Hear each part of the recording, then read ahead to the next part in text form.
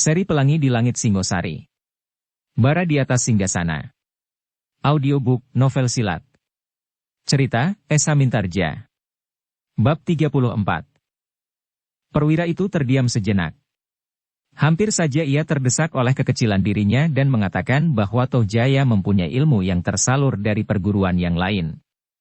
Itulah agaknya yang membuatnya mempunyai kelebihan yang agak menyolok dari Anusapati. Untunglah ia sadar bahwa sama sekali tidak bijaksana mengatakannya hal itu di hadapan Tohjaya dan Anusapati. Tetapi agaknya sikap Mahisa Agni itu benar-benar telah mempengaruhinya. Perwira itu benar-benar telah kagum atas kebesaran pribadi Mahisa Agni. Dengan demikian, maka timbullah niatnya untuk mengatakannya hal itu dengan cara yang lain. Ia ingin menunjukkan bahwa Tohjaya menyimpan ilmu yang lain selain ilmu yang diturunkannya. Karena itu, tiba-tiba saja maka ia berkata kepada kedua muridnya. Tuanku berdua. Apakah tuanku kali ini bersedia melakukan latihan khusus di hadapan pamanda tuanku? Tuanku pasti akan mendapatkan petunjuk yang sangat berharga. Tuanku tahu bahwa paman tuanku adalah seorang prajurit yang tidak terkalahkan di medan perang. Ah, desah Mahisa Agni. Kau memuji. Itu terlampau berlebih-lebihan. Tidak tuan. Aku berkata sebenarnya, lalu perwira itu berkata pula kepada Tohjaya. Tuanku, hamba kira saat ini jarang sekali akan terulang. Tohjaya mengangkat dadanya. Sambil tersenyum ia berkata. Terserah kepada Kakang Anusapati. Apakah ia bersedia atau tidak? Tuanku putra mahkota, berkata perwira itu. Keadaan ini sangat berbeda dengan keadaan pada waktu tuanku Mahisa Wongateleng berada di arena ini. Sekarang yang berdada di sini adalah pamanda tuanku yang sempurna. Anusapati mengerutkan keningnya. Sekilas dipandanginya wajah pamannya. Ketika ia melihat pamannya memberikan isyarat kepadanya, maka ia pun kemudian menjawab. Baiklah. Tetapi aku minta, kau mengawasi dari dekat. Aku sebenarnya agak takut. Tohjaya tertawa. Katanya. Kenapa Kakanda Anusapati takut? Kita bersama telah mendapat ilmu yang sama. Dan sudah barang tentu aku tidak akan berlaku seperti kita benar-benar bertempur. Jangan terlampau berkecil hati Anusapati, berkata Mahisa Agni. Kau adalah seorang putra mahkota. Kalau kau dibayangi oleh ketakutan saja, maka kau tidak akan dapat berdiri sebagai seorang putra mahkota yang baik. Berlatihlah dengan tekun dan bersungguh-sungguh. Anusapati mencoba untuk menunjukkan keraguan-raguan sikap. Agaknya ia berhasil sehingga gurunya berkata, hamba akan berada di dekat tuanku. Jika keadaan memaksa hamba dapat menghentikan latihan setiap saat. Akhirnya Anusapati menganggukkan kepalanya. Katanya dengan nada rendah. Baiklah. Aku akan berlatih. Tetapi tidak terlampau lama, dan jangan menyakiti tubuhku seperti beberapa saat yang lalu. 3 hari rasa sakit itu masih saja mencengkamku. Tohjaya tertawa sambil berkata. Bukankah Kakanda seorang anak laki-laki?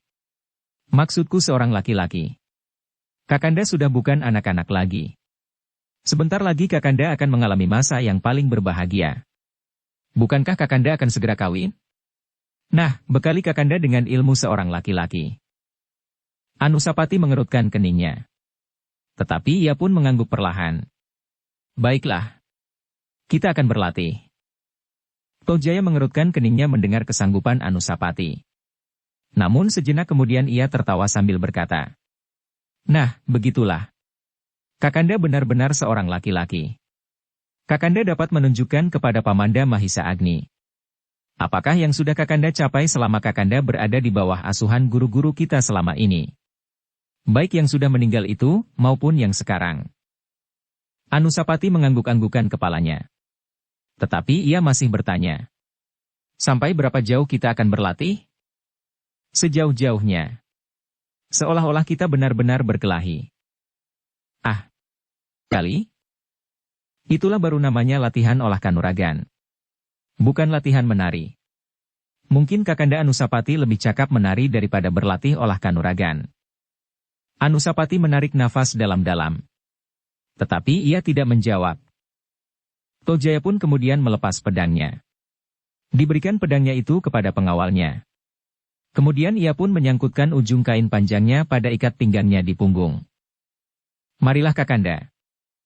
Perlahan-lahan Anusapati memasuki lapangan. Ia tahu benar apa yang harus dilakukan. Memancing ilmu Tohjaya yang tersembunyi. Kemudian kalah. Sudah tentu bahwa serangan Tohjaya harus ada yang mengenainya. Dan ia tidak dapat berpura-pura. Serangan itu pasti akan benar terasa sakit di tubuhnya. Tetapi ia harus melakukannya, dan ia harus menyediakan dirinya untuk menjadi sasaran serangan Tohjaya. Asal serangan itu tidak berbahaya dan tidak membuatnya terluka di dalam. Demikianlah keduanya pun kemudian telah siap di arena. Anusapati yang berdiri termangu-mangu sekali-sekali berpaling kepada Mahisa Agni, sedang Tohjaya sambil tersenyum-senyum melangkah maju mendekati kakaknya. "Apakah Kakanda sudah siap?" bertanya Tohjaya. Anusapati memandang gurunya. Dan ia pun bertanya. "Beritahukan, kapan kami akan mulai?" "Baiklah tuanku. Sekarang tuanku hamba persilahkan mempersiapkan diri." Anusapati kemudian bersiap. Ia berdiri pada kedua kakinya yang renggang, dan merendah sedikit pada lututnya.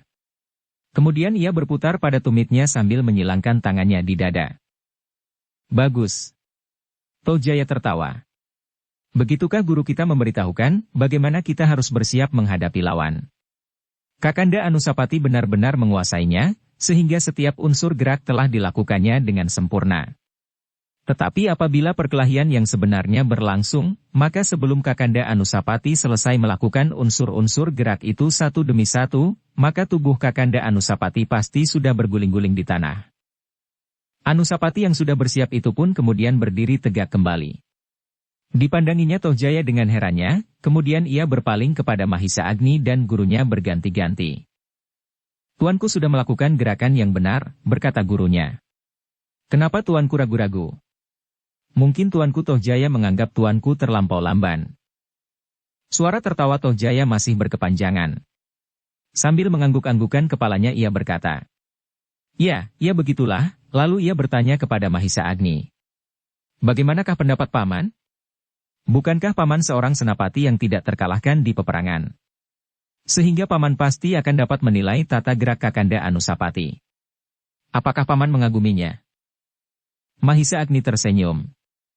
Dipandanginya Anusapati yang berdiri termangu-mangu. Namun demikian di dalam hatinya Mahisa Agni berkata, "Apakah yang mendorong Tohjaya berbuat demikian? Agaknya hal ini terlalu berlebih-lebihan." Dengan demikian Mahisa Agni mengetahui betapa beratnya peranan yang harus dilakukan oleh Anusapati selama ini. "Kau harus berbuat lebih cepat sedikit Anusapati. Seperti yang dikatakan oleh gurumu. Kau sudah melakukan tata gerak yang benar, hanya kurang cekatan sedikit. Nah mulailah." Anusapati pun kemudian mengulanginya, agar lebih cepat sedikit. Tetapi Tohjaya ingin menunjukkan kelebihannya yang jauh dari putra mahkota itu. Sehingga dengan tiba-tiba saja, selagi Anusapati mempersiapkan diri, Tohjaya sudah melakukan loncatan yang panjang langsung menyerang Anusapati. Dada gurunya serasa berdentang. Ia benar-benar tidak menyangka bahwa Tohjaya sampai hati berbuat demikian, sehingga karena itu ia tidak dapat berbuat apa-apa. Tetapi dalam pada itu, Anusapati yang terkejut melihat serangan itu, ternyata tanpa sesadarnya telah berguling menghindari serangan yang cukup berbahaya. Kalau serangan itu mengenainya, maka pasti akan dapat membuatnya benar-benar kesakitan. Dan apabila ia benar-benar dalam keadaan seperti yang diperankan, ia pasti akan pingsan dan barangkali terluka di dalam. Tetapi hal itu tidak terjadi. Justru karena itu, gurunya berdiri saja termangu-mangu sejenak. Hampir ia tidak percaya bahwa Anusapati berhasil menghindarkan diri, meskipun dengan cara yang sangat sederhana. Menjatuhkan diri, kemudian berguling-guling menjauhi lawannya. Tohjaya pun terkejut pula. Hampir ia tidak percaya ketika kakinya sama sekali tidak menyentuh tubuh Anusapati. Bahkan kemudian terasa nyeri ketika ujung-ujung jarinya menyentuh tanah. Sejenak Tohjaya berdiri dengan tegangnya. Dipandanginya Anusapati yang tertatih-tatih berdiri. Nafasnya menjadi terengah-engah dan wajahnya menjadi gelisah. "Aneh," desis Tohjaya. Namun di dalam hati gurunya juga berdesis. "Aneh. Apa yang aneh?" bertanya Anusapati kepada Tohjaya. Tohjaya tidak segera menjawab. Ditatapnya Anusapati yang sudah berdiri tegak dengan tajamnya, seolah-olah ia ingin mengetahui kekuatan apakah yang sudah menggerakkannya sedemikian cepatnya. Karena Tojaya tidak menjawab, maka Mahisa Agni mendesaknya.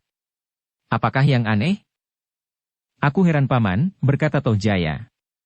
Tiba-tiba saja Kakang Anusapati menjadi sangat lincah. Ia mampu bergerak sedemikian cepatnya menghindari seranganku. Mahisa Agni mengerutkan keningnya. Katanya. Tidak ada yang aneh. Tentu wajar sekali kalau Anusapati dapat menghindari serangan itu. Serangan yang hanya sekedar mau tidak mau. Serangan yang dilontarkan tidak lebih dari seperempat dari segenap kemampuan dan kecepatan bergerak yang ada. Apalagi aku tidak melihat gerakan olah kanuragan yang sebenarnya dari Angger Anusapati. Seakan-akan Anusapati bergerak berdasarkan dorongan naluriah, seperti apabila di senja hari, seekor binatang terbang hampir membentur mata kita. Kita tidak pernah berlatih, tetapi kecepatan gerak kita melampaui kecepatan binatang kecil yang terbang ke mata kita itu. Begitu binatang itu menyentuh kita, maka kelopak mata kita yang sudah tertutuplah yang dibenturnya. Tojaya mengangguk-anggukan kepalanya. Dipandanginya Anusapati sejenak, namun kemudian ia bertanya kepada diri sendiri. Apakah benar aku hanya melepaskan seperempat dari tenaga dan kemampuan yang ada padaku, tetapi ia mempunyai kesimpulan lain? Jika kecepatan itu dianggap hanya seperempat dari segenap kemampuanku, ternyata aku pun sama sekali masih terlampau kecil di mata Paman Mahisa Agni. Tetapi Paman masih lebih menghargai aku, karena ia menganggap apa yang dilakukan oleh Kakanda Anusapati sama sekali bukan karena kemampuannya, tetapi hanya sekedar gerakan naluriah. Namun sementara itu, baik Mahisa Agni, Anusapati maupun perwira prajurit yang menjadi pelatih kedua putra Sri Rajasa itu melihat sesuatu yang lain pada serangan Tojaya. Kekuatan yang dilontarkan adalah kekuatan yang didapatnya dari gurunya yang lain. Meskipun agaknya Tojaya masih berusaha menyesuaikan tata geraknya dengan ajaran gurunya yang menungguinya saat itu. Bukan salahku, berkata perwira itu di dalam hatinya. Adalah berbahaya sekali bagi tuanku Tojaya. Ia mempergunakan dua unsur kekuatan yang tidak dapat luluh. Apabila ia selalu mempergunakan cara itu, maka lambat laun ia akan mengalami gangguan yang akan membuatnya menyesal, tetapi aku tidak berhak memberinya peringatan. Tetapi bukan itu saja. Bukan hanya karena ia tidak berhak, tetapi di sudut hatinya terbersit suatu pikiran. Biarlah. Biarlah ia menyesal bahwa ia sudah membuat aku menjadi bersakit hati. Seolah-olah aku sama sekali tidak mampu melatihnya menjadi seorang laki-laki yang baik. Tetapi perwira itu merasa bahwa agaknya karena ia tidak dapat menundukkan kepalanya saja seperti yang dikehendaki oleh saudara sepupunya, agar ia berbuat curang atas kedua muridnya itu. Ia memerlukan bantuan orang lain, katanya di dalam hati. Dalam pada itu Tojaya yang masih termangu-mangu sejenak mulai menyadari keadaannya. Karena itu maka katanya. Baiklah. Apakah kita akan melanjutkan latihan ini? Pelatihnya memandang Anusapati sejenak. Tetapi tiba-tiba saja timbul keinginannya untuk menyaksikan tata gerak Tojaya lebih banyak lagi.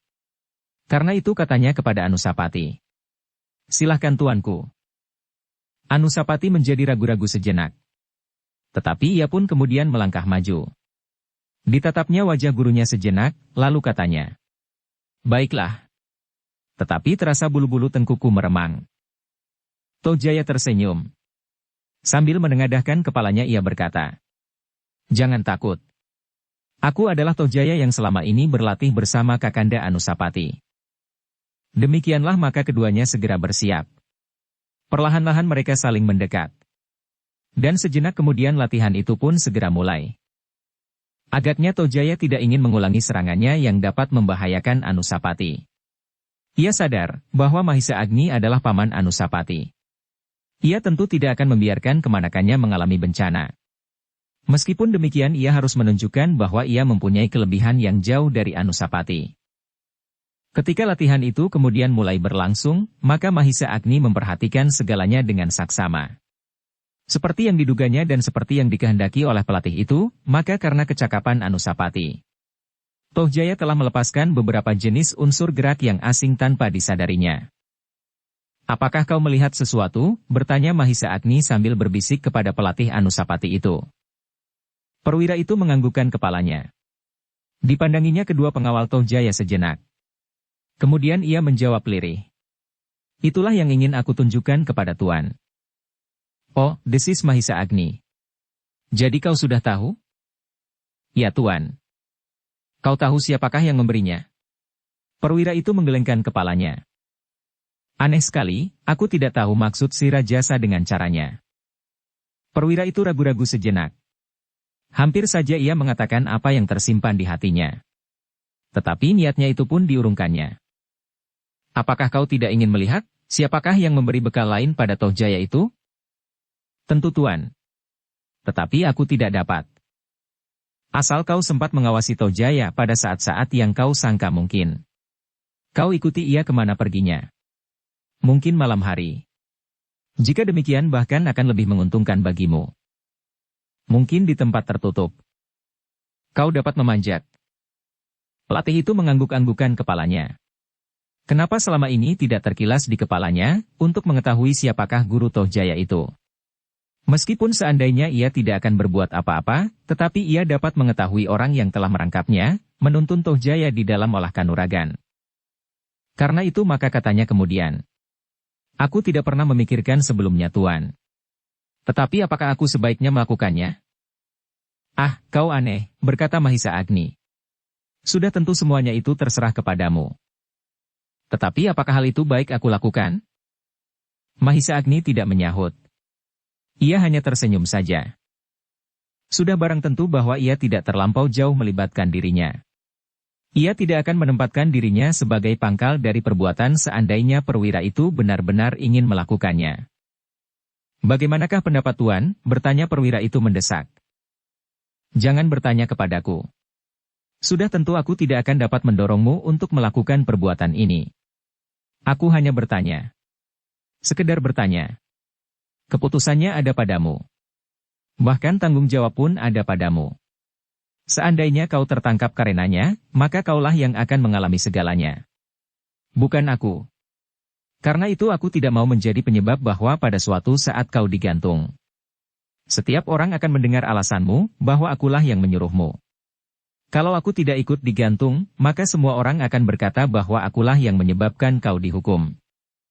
Tidak Tuan. Aku tidak akan menyalahkan siapa saja.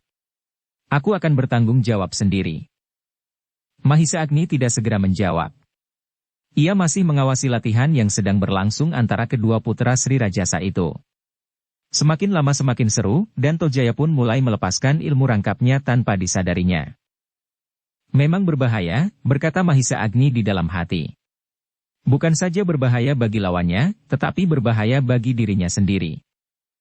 Perwira pelatihnya yang kemudian juga terdiam, memandangi latihan itu pula. Ia mengikutinya dengan saksama. Setiap tata gerak yang terlontar dari keduanya, memang sangat menarik perhatian. Ia sudah mengetahui bahwa Toh Jaya tidak saja mempergunakan ilmu yang didapat daripadanya. Tetapi beberapa tata gerak yang lain telah terlontar pula. Berbeda dengan Toh Jaya, Anusapati pun membuatnya heran pula. Ia masih berada di dalam lingkungan ilmu yang diberikannya. Tetapi kadang-kadang sesuatu yang tidak terduga-duga telah terjadi. Anusapati mampu mempergunakan unsur-unsur gerak yang justru tidak terpikirkan oleh gurunya di dalam hubungan yang hampir tidak berbatas. Seperti air yang mengalir melalui jalur-jalur yang lurus lapang tanpa rintangan apapun. Sekali-sekali gurunya menggelengkan kepalanya. Bahkan ia berkata di dalam hatinya. Aneh sekali. Putra mahkota itu menemukan susunan tata gerak yang mengherankan. Tetapi jelas, bahwa unsur-unsurnya dalam unsur-unsur ilmu yang aku berikan. Tetapi gurunya tidak pernah mengerti, bahwa justru karena kematangan sikap Anusapati, maka ia mampu mempergunakan unsur-unsur gerak yang diterimanya dengan baik dan cepat.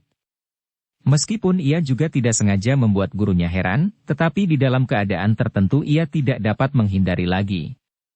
Adalah lebih baik mempergunakan ilmu yang diterimanya itu dalam tataran yang lebih tinggi daripada ia mempergunakan ilmu yang lain yang akan membuat gurunya menjadi semakin bingung. Namun nampaknya latihan itu masih akan berlangsung lama.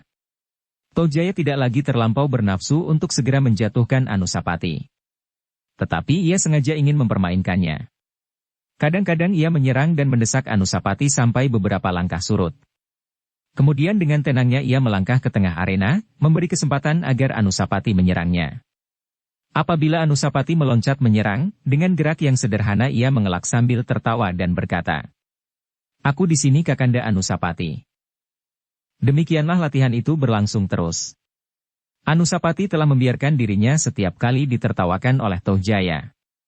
Namun setiap kali ia membuat dahi gurunya berkerut karena tata geraknya yang tidak terduga-duga.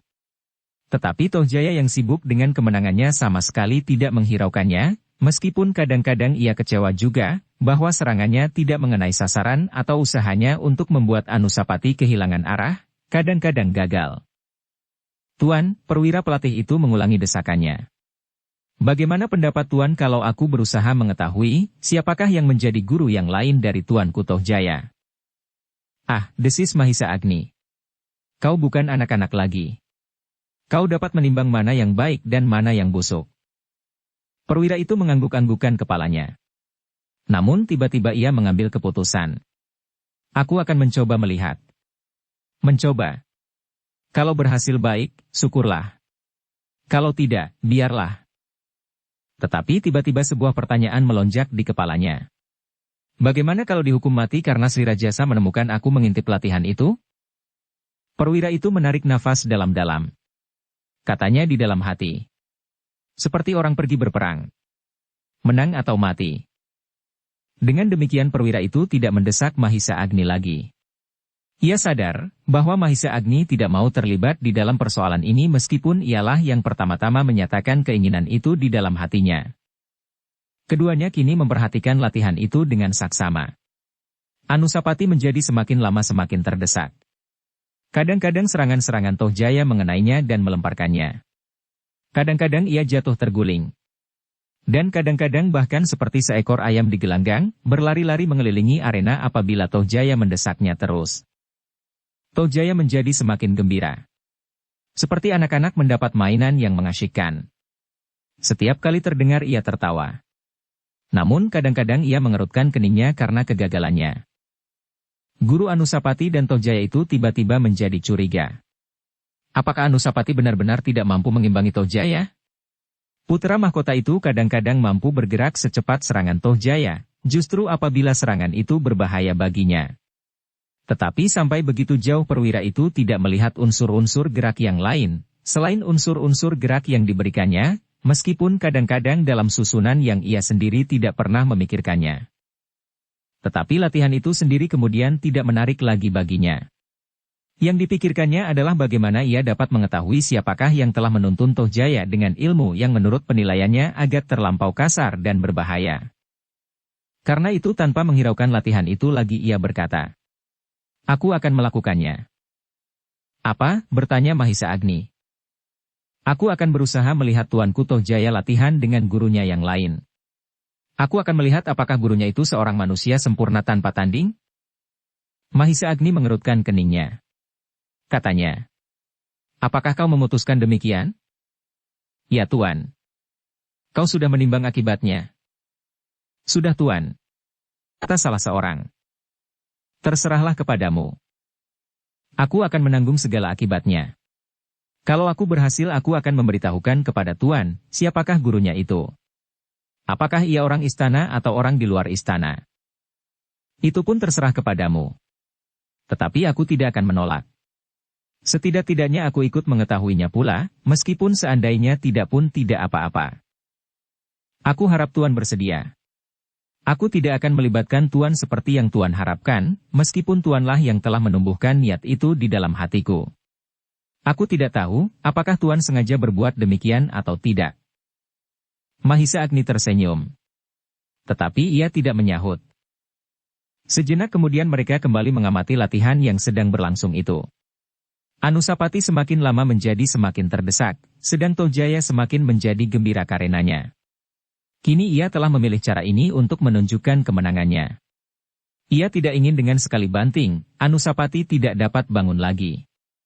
Tetapi ia ingin memperlakukan Anusapati seperti kucing yang sedang mempermainkan seekor tikus kecil.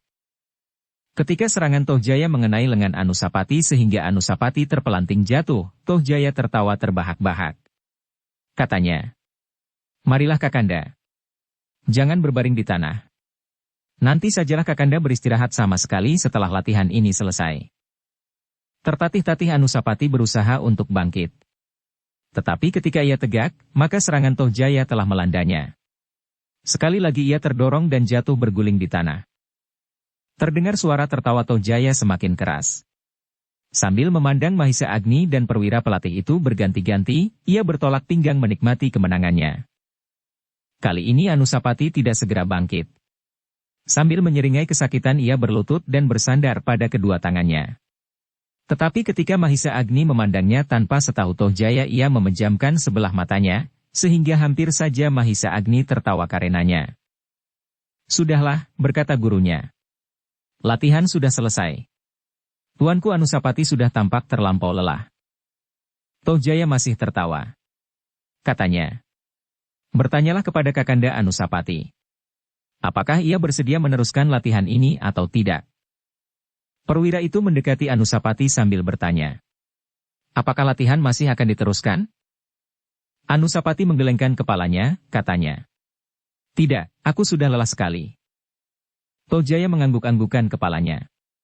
Perlahan-lahan ia mendekati Mahisa Agni sambil berkata. Inilah Kakanda Anusapati Paman. Ia selalu mengakhiri latihan-latihan serupa ini sebelum waktunya. Sebenarnya Kakanda Anusapati akan dapat lebih maju apabila ia tidak terlampau malas. Mahisa Agni mengangguk-anggukan kepalanya. Nah, apakah pendapat Paman atas kita berdua? Mengagumkan, jawab Mahisa Agni. Siapakah yang mengagumkan? Mahisa Agni tersenyum. Sekilas dilihatnya perwira prajurit yang menjadi pelatih kedua putra Sri Rajasa itu menolong Anusapati bangkit berdiri. Aku kagum melihat kelincahanmu. Kau bergerak cepat dan tangkas. Agaknya kau berlatih dengan tekun. Selain latihan-latihan yang kau lakukan di sini, kau pasti selalu berlatih pula. Tohjaya mengerutkan keningnya. Tiba-tiba wajahnya menegang. Maksud Paman? Maksudku, kau tentu mengulangi tata gerak yang kau dapat dari gurumu ini di waktu-waktu yang lain. Mungkin sebelum mandi. Di pagi hari bangun tidur atau waktu-waktu dan kesempatan-kesempatan yang lain. Hal itu memang banyak sekali berpengaruh. Tata gerak yang telah kau kuasai akan menjadi masak. Ya Paman, Tohjaya mengangguk-anggukan kepalanya. Aku kira Paman menyangka aku mengadakan latihan dan menerima tuntunan dari orang lain. Mahisa Agni masih tersenyum. Aku menyangka lain. Tohjaya memandang Mahisa Agni dengan tajamnya. Tetapi kemudian ia berkata. Paman benar. Aku memang selalu mengulangi ilmu yang aku terima di setiap kesempatan. Tetapi agaknya Kakanda Anusapati memang malas sekali. Mahisa Agni mengerutkan keningnya. Sekilas ia berpaling kepada Anusapati yang berdiri berpegangan kepada pelatihnya sambil menyeringai. Nafasnya terdengar semakin cepat mengalir. Katanya kemudian. Anusapati memang kurang mantap. Tetapi apabila ia sedikit tekun, maka ia akan dapat menambah kemampuannya. Secara naluriah sebenarnya Anusapati mempunyai kelebihan. Tetapi ia tidak memanfaatkannya. Tohjaya memandang Mahisa Agni dengan tajamnya. Kemudian ia bertanya. Kelebihan apakah yang Paman maksudkan? Anusapati mempunyai tanggapan yang cepat secara naluriah. Kalau ia dengan rajin melatih diri, maka seolah-olah ia akan mempunyai indera yang dapat menangkap apa yang akan dilakukan oleh lawan di dalam perkelahian. Apakah benar begitu? Mahisa Agni menganggukkan kepalanya. Bagaimana dengan aku Paman? Aku menyangka lain. Sudah aku katakan. Kau dapat bergerak cepat dan tangkas. Jarang sekali orang dapat bergerak secepat kau. Meskipun tanggapan naluriahmu wajar, maksudku tidak ada kelebihan dari orang lain, namun gerak yang kemudian kau lakukan ternyata melampaui kesempatan seseorang mencernakan tanggapannya. Tohjaya mengangguk-angguk. Namun kemudian ia tersenyum mendengar pujian itu. Bahkan kemudian ia bertanya. Apakah kemampuanku masih akan dapat berkembang? Tentu. Kau dan Anusapati masih mempunyai kemungkinan yang sangat luas. Kalau kalian berdua benar-benar mempergunakan waktu sebaik-baiknya, kalian akan menjadi anak muda yang perwira. Kalian akan menjadi kesatria yang benar-benar diharapkan bagi Singasari. Tohjaya masih mengangguk-anggukan kepalanya. Tetapi ia tidak senang mendengar kemungkinan yang dapat dicapai oleh Anusapati. Meskipun demikian ia berkata di dalam hatinya. Aku berlatih pada seorang pelatih yang khusus. Setiap saat aku memerlukannya, ia akan hadir tanpa mengenal waktu. Sudah tentu jarak yang ada di antara kami akan menjadi semakin jauh. Apalagi kalau Kakanda Anusapati masih tetap malas seperti sekarang. Berlatihlah terus, berkata Mahisa Agni sambil menepuk bahu Tohjaya. Terima kasih Paman, sahut Tohjaya. Mahisa Agni pun kemudian minta diri, setelah ia menasehatkan agar latihan itu dihentikan, karena Anusapati sudah terlampau lelah. Demikianlah maka Mahisa Agni pun segera meninggalkan arena. Ia masih akan menemui Permaisuri dan Sri Rajasa sendiri. Masih ada yang akan dibicarakan mengenai kemungkinan-kemungkinan perkawinan Anusapati. Dalam pada itu, perwira prajurit yang menjadi pelatih Tohjaya dan Anusapati itu benar-benar ingin melihat, siapakah sebenarnya orang yang telah merebut kepercayaan Sri Rajasa untuk membentuk putranya menjadi seorang laki-laki yang kuat dan mumpuni di dalam olah kanuragan. Apakah orang itu sudah lama berada di istana, atau orang yang termasuk baru, bertanya perwira itu kepada diri sendiri. Sebenarnya lah ia tidak tahu, bahwa Guru Tohjaya itu sudah ada sejak lama, namun baru beberapa saat kemudian Tohjaya benar-benar berlatih kepadanya, karena perwira itu tidak sependirian dengan gurunya yang sudah meninggal. Dengan demikian Tohjaya tidak dapat mengharapkannya lagi. Itulah sebabnya maka ia kemudian memberatkan latihan-latihannya kepada gurunya yang tersembunyi itu. Dengan demikian maka perwira itu bertekad untuk selalu mengawasi Tohjaya, siang dan malam, apabila ia keluar dari bangsalnya. Tetapi waktu yang sehari semalam itu ternyata tidak dapat dikuasainya terus-menerus. Kadang-kadang ia menjadi lengah selagi ia makan di dalam biliknya di bagian belakang istana itu. Atau selagi ia mandi, Tohjaya menyeberangi longkangan di belakang bangsal ayahanda. Di sanalah ia berlatih bersama gurunya yang khusus itu. Tetapi perwira itu tidak putus asa. Ia selalu berusaha. Bahkan ia berpendirian. Kalau tidak sekarang, besok aku pasti akan menjumpainya. Kalau tidak besok, biarlah lusa, atau di hari kemudian. Beberapa hari kemudian Mahisa Agni pun meninggalkan istana Singasari kembali ke Kediri. Perwira itu memerlukan menemuinya untuk mengucapkan selamat jalan. Tetapi ia juga berkata, "Aku belum berhasil. Tuan sudah akan meninggalkan istana. Aku akan mondar-mandir sebelum perkawinan Anusapati benar-benar dapat berlangsung. Kita masih belum menemukan bakal istri yang mantap untuk putra mahkota." Pelatih itu mengangguk-anggukan kepalanya. Katanya kemudian, "Mudah-mudahan Tuan masih menjumpai aku di istana ini." "Kenapa?" "Siapa tahu, besok atau lusa, aku benar-benar digantung." "Ah, kalau kau sudah ragu-ragu, hentikan saja usahamu. Apakah untungnya kau menemukan orang itu? Kau hanya sekedar menuruti perasaanmu. Mungkin kau menjadi puas melihat orang itu.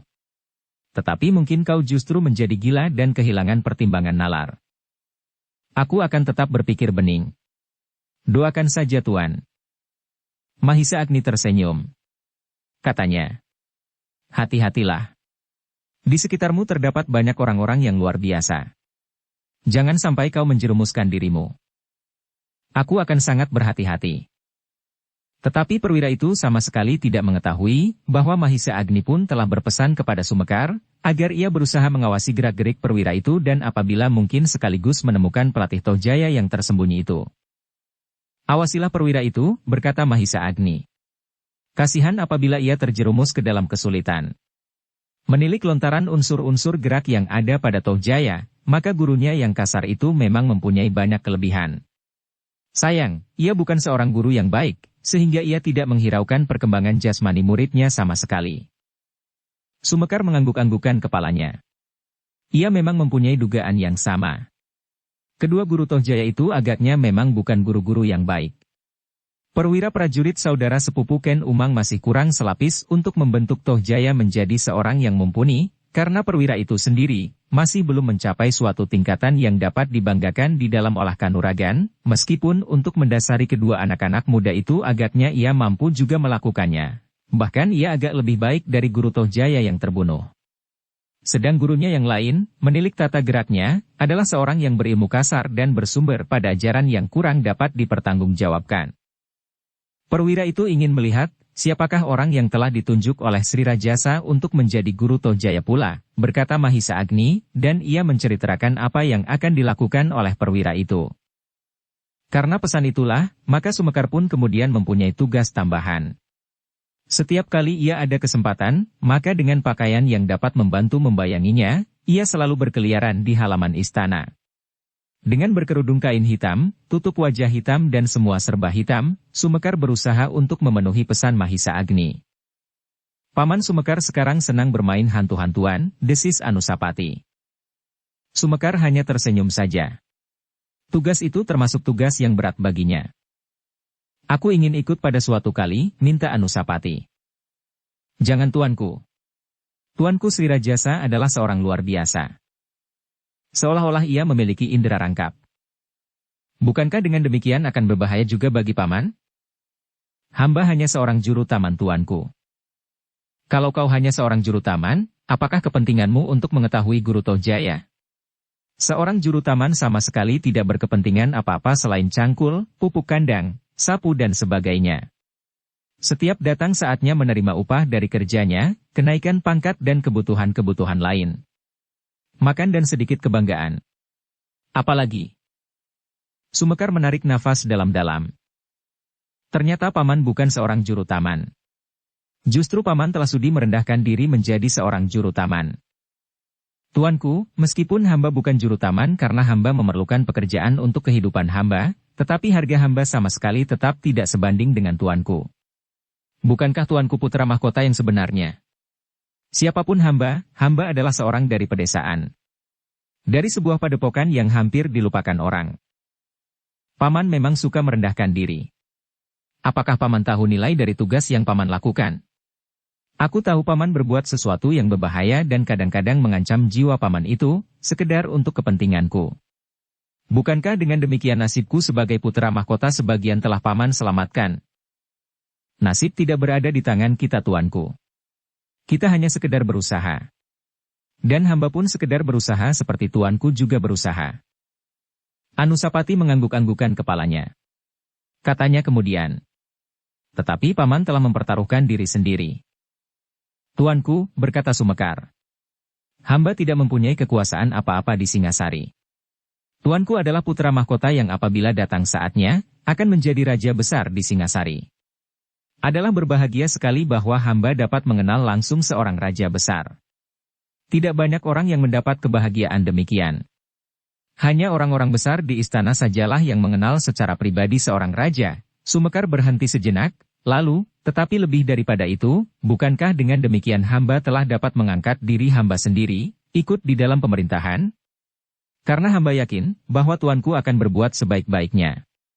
Apabila hamba dapat menyerahkan setitik air, maka hamba pun merasa telah ikut serta di dalam kebesaran tuanku itu. Tanpa tuanku, hamba tidak dapat berbuat apa-apa bagi Singasari yang besar ini. Anusapati mengangguk-anggukan kepalanya. Dan Sumekar berkata terus. Karena itu, tuanku jangan berbuat sesuatu yang terlampau berbahaya. Ini pun hanya suatu usaha untuk keselamatan tuanku. Biarlah hamba saja yang bermain hantu-hantuan berkerudung kain hitam agar hamba tidak mudah dilihat di malam hari. Di siang hari? Di siang hari hamba tidak berani. Anusapati tersenyum. Memang tidak mungkin untuk melakukannya di siang hari. Demikianlah. Maka Sumekar pun berusaha untuk mengetahui di manakah Tohjaya berlatih. Kadang-kadang ia mengawasi perwira prajurit yang juga selalu mengendap-endap di malam hari untuk mencari tempat yang dipergunakan oleh Tohjaya. Tetapi keduanya masih belum berani untuk mendekati bangsal Sri Rajasa. Apalagi mereka sama sekali tidak menduga bahwa latihan itu akan dilakukan di belakang bangsal itu. Namun akhirnya, setelah seluruh istana mereka awasi meskipun mereka tidak berjanji untuk melakukan bersama, tanpa dapat mereka ketemukan, maka mereka pun sampai pada suatu kesimpulan, bahwa satu-satunya tempat yang belum pernah mereka intai adalah longkangan di belakang bangsal Sri Rajasa. Tetapi untuk melakukannya adalah sangat berbahaya. Selain bangsal itu dijaga ketat, maka untuk sampai ke belakang bangsal itu, hampir tidak ada jalan sama sekali. Apalagi mereka menyadari bahwa Sri Rajasa adalah seorang yang ajaib. Seorang yang pilih tanding. Tetapi pada suatu saat, datang juga kesempatan yang meskipun belum pasti, namun tampaknya seperti membuka jalan bagi keduanya untuk melakukan tugas mereka masing-masing. Sumekar menjadi berdebar-debar ketika ia mendengar berita bahwa Sri Rajasa ingin berburu seperti kebiasaan yang dilakukannya. Tetapi kali ini putranya yang biasanya ikut serta, ingin tinggal di istana. Adinda Tohjaya tidak ikut serta, berkata Anusapati kepada Sumekar. Katanya, ia ingin memperdalam olah kanuragan. Sumekar mengangguk-anggukan kepalanya. Mudah-mudahan hamba mendapat kesempatan untuk melihat latihan itu, berkata Sumekar. Dan bersamaan dengan itu, perwira saudara sepupu Ken Umang pun berkata di dalam hatinya. Mudah-mudahan aku mendapat kesempatan. Aku harap bahwa aku pun tidak dibawanya serta di dalam perburuan itu. Ternyata bahwa perwira itu kemudian tidak dibawa serta oleh Sri Rajasa. Bahkan ia mendapat pesan, agar latihan-latihan bagi Tohjaya agak dipercepat. Anak itu sudah dewasa penuh, berkata Sri Rajasa.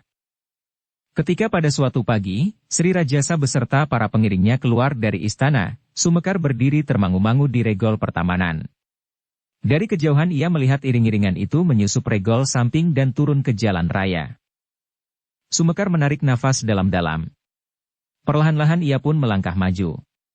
Ia mengerutkan keningnya ketika dilihatnya perwira pelatih Tohjaya dan Anusapati berdiri termangu-mangu pula. Dari kejauhan Sumekar melihat Tohjaya berjalan bersama Anusapati masuk kembali ke halaman samping setelah mereka melepaskan ayahanda pergi berburu di regol istana. Di belakang mereka dua orang prajurit pengawal Tohjaya berjalan dengan tegapnya. Tanpa menghiraukan perwira prajurit itu Tohjaya berjalan langsung ke biliknya. Namun Anusapati masih juga berpaling sambil menganggukkan kepalanya. Perwira itu memandang keduanya dengan kening yang berkerut-merut. Namun kemudian ia pun meninggalkan tempatnya dan kembali ke tempat tinggalnya, di dalam lingkungan istana itu pula. Sumekar hanya dapat memandang mereka dengan dada yang berdebar-debar. Di regol dalam kedua anak-anak muda itu berpisah, masing-masing pergi ke bangsalnya.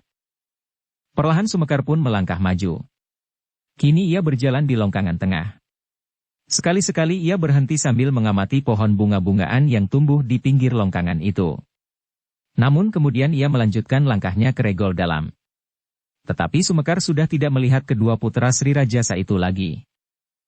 "Heh, apa yang kau lakukan di sini?" bertanya seorang prajurit ketika ia melihat Sumekar berdiri termangu-mangu.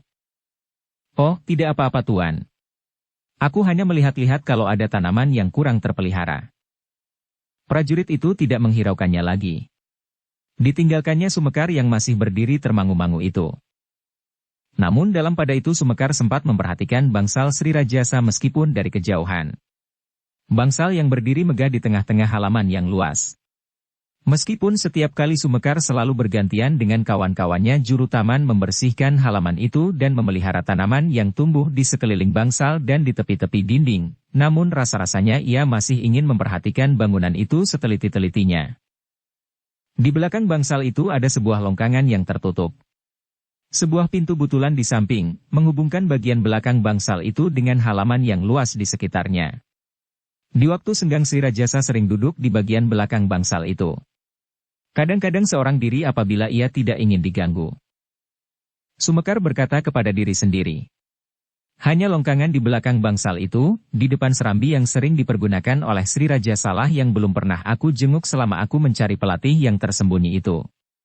Agaknya sekarang aku mendapat kesempatan. Tanpa Sri Rajasa, agaknya aku akan lebih mudah untuk melakukannya. Guru Tohjaya yang tersembunyi itu pasti tidak akan dapat menyamai Sri Rajasa menilik caranya memberikan ajaran kepada muridnya. Sumekar menarik nafas dalam-dalam. Ketika ia melihat dua orang prajurit peronda yang lewat melintasi halaman, maka ia pun melangkah ke samping dan berjongkok di samping sebatang pohon kemuning yang sedang tumbuh. Tetapi kedua prajurit itu sama sekali tidak menghiraukannya. Mereka hanya melintas halaman, dan hilang di regol sebelah kiri, regol yang menghubungkan bagian istana ini dengan halaman bangsal sebelah, bangsal yang dipergunakan oleh Tohjaya.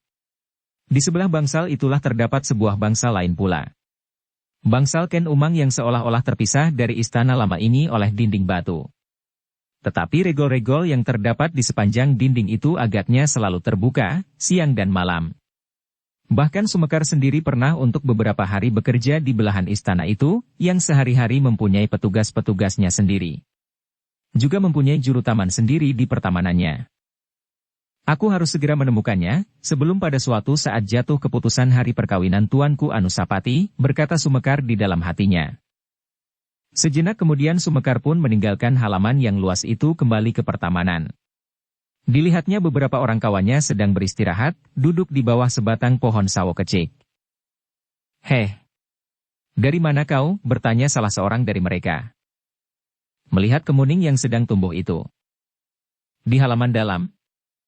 "Ya." "Bagaimana?" "Pohon itu sudah mulai semi."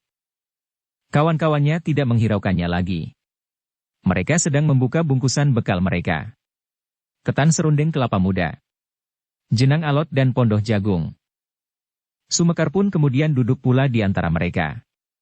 Namun angan-angannya masih saja tersangkut pada longkangan di belakang bangsal Sri Rajasa. "Jangan pura-pura. Kau memang anak manja," bentak salah seorang kawannya. Sumekar berpaling sambil mengerutkan keningnya. "Heh, kau mesti dipersilahkan. Kalau tidak, kau pura-pura tidak acuh saja pada jenang alot dan ketan serundeng yang dibawa oleh Jajar yang lencir kuning ini. Tetapi nanti kalau sudah habis kau menggerutu sepanjang hari. Bahkan semalam suntuk kau tidak akan dapat tidur nyenyak." "Oh," Sumekar tersenyum. "Maaf. Aku tidak bermaksud manja dan harus dipersilahkan. Bukankah aku harus mengenal sopan santun? Siapa tahu, aku tidak termasuk dalam rencana pembagian rejeki itu." "Heh, benar begitu? Kau berharap agar kau tidak masuk di dalam lingkungan kami yang menerima rejeki?" Bukan begitu." Kawannya bersungut-sungut. "Jangan banyak cakap. Lihat, betapa aku berusaha memuaskan orang yang membawa makanan ini, dan dengan lahapnya ia menyuapi mulutnya dengan ketan serundeng." Sumekar tersenyum. Sejenak ia termangu-mangu, namun sejenak kemudian ia mengulurkan tangannya, memungut sepotong jenang alot. "Nah begitu. Jangan malu-malu dan jangan berpura-pura malu." Semuanya tertawa. Sumekar juga tertawa. Namun hampir berbareng mereka berdiri serentak ketika mereka melihat putra mahkota muncul di regol pertamanan. Bahkan pemimpin juru taman yang ikut makan bersama kawan-kawannya, dengan tergesa-gesa membungkus sisa makanan itu dan sambil menelan makanan yang sedang dikunyahnya, melangkah terbungkuk-bungkuk mendekati putra mahkota. "Apakah yang kalian kerjakan?" bertanya Anusapati. "Ampun tuanku. Hamba dan kawan-kawan hamba sedang makan beberapa potong makanan yang dibawa oleh salah seorang dari kawan hamba." Anusapati mengangguk-anggukan kepalanya. Dan pemimpin juru taman itu menarik nafas dalam-dalam ketika putra mahkota itu berkata, "Selesaikan sama sekali. Kemudian, aku ingin salah seorang dari antara kalian untuk memperbaiki sebatang pohon soka yang rusak." "Kenapa tuanku?" "Aku tidak sengaja telah menginjaknya, ketika aku berusaha menangkap seekor burung jalak yang masih muda." "Pohon soka di sebelah tangga bangsal tuanku?" bertanya Sumekar. "Ya. Hambalah yang menanamnya." "Kalau begitu, kau sajalah yang melihatnya. Apakah pohon soka itu masih dapat tumbuh atau harus diganti yang baru?" Sumekar mengangguk-angguk. Sejenak dipandanginya kawan-kawannya. Kemudian ia menatap bungkusan makanan yang masih belum habis itu. Pimpinan juru taman yang berdiri di sebelahnya mengerutkan keningnya sambil berdesis. "Hamba tuanku," berkata Sumekar kemudian. "Hamba akan melihatnya." "Marilah," berkata Anusapati sambil melangkah mendahului. Ketika Sumekar mulai melangkahkan kakinya, pemimpin juru taman itu berkata perlahan-lahan, "Anak yang malang. Kau tidak sempat ikut menikmati makanan ini lebih banyak lagi. Kalau kalian tidak menyisihkan beberapa potong untukku, aku akan memancing kalian agar kalian diberi tugas yang sangat berat dari tuanku putra mahkota." "Apa misalnya?" "Memotong pohon sawo kecik itu." Kawan-kawannya tertawa tanpa mereka sadari sehingga Anusapati yang masih belum begitu jauh berhenti dan berpaling sehingga suara tertawa itu dengan serta-merta terputus. Sumekar pun kemudian dengan tergesa-gesa melangkah mengikuti Anusapati. Tanpa dicurigai oleh kawan-kawannya, Sumekar yang sedang membetulkan sebatang pohon soka itu dapat berbicara panjang dengan Anusapati tentang Tohjaya. Hamba akan melihat longkangan di belakang bangsal ayahanda tuanku. Berbahaya paman. Hamba tuanku. Tetapi hamba mempunyai dugaan bahwa di sanalah tuanku Tohjaya berlatih. Tidak ada tempat lain. Semuanya sudah aku lihat, dan agaknya perwira itu sudah melihatnya pula. Apakah kalian berdua? Tidak tuanku. Hamba tahu bahwa perwira itu juga berusaha menemukan tempat berlatih tuanku Tohjaya dari Kakang Mahisa Agni. Tetapi perwira itu tidak tahu bahwa aku pun sedang berusaha mencarinya dan sekaligus mengawasi perwira itu. Menurut Kakang Mahisa Agni, kalau guru Tohjaya yang tersembunyi itu mengetahuinya, maka perwira itu tidak akan dapat melawannya. Menurut penilaian Kakang Mahisa Agni, guru Tohjaya yang penuh dengan rahasia itu agaknya mempunyai beberapa kelebihan. Seandainya demikian, apakah paman akan melibatkan diri? Kalau perlu tuanku. Itulah sebabnya hamba mengenakan pakaian hitam dan kerudung muka. Mudah-mudahan aku tidak dapat dikenal. Dengan demikian, aku akan tetap dapat berada di istana ini. Anusapati mengangguk-anggukan kepalanya. Katanya kemudian. Tetapi paman harus benar-benar berhati-hati. Apakah paman dan paman Mahisa Agni yakin bahwa orang yang tersembunyi itu akan dapat paman kuasai? Sumekar menggelengkan kepalanya. Tidak tuanku, memang tidak. Anusapati mengerutkan keningnya. Terbayang betapa beratnya tugas Sumekar kali ini. Kalau ia gagal, maka ia akan menjadi korban pula. Sedangkan Sumekar tidak tahu pasti kemampuan orang yang bakal dihadapinya. Tuanku, berkata Sumekar kemudian. Sudah hamba perhitungkan apa yang dapat terjadi atas hamba. Hamba mohon doa restu tuanku. Anusapati mengangguk-anggukan kepalanya. Meskipun demikian ia berkata. Aku akan melihat apa yang terjadi meskipun dari kejauhan. Aku akan mempergunakan pakaian seperti paman Sumekar. Jangan tuanku.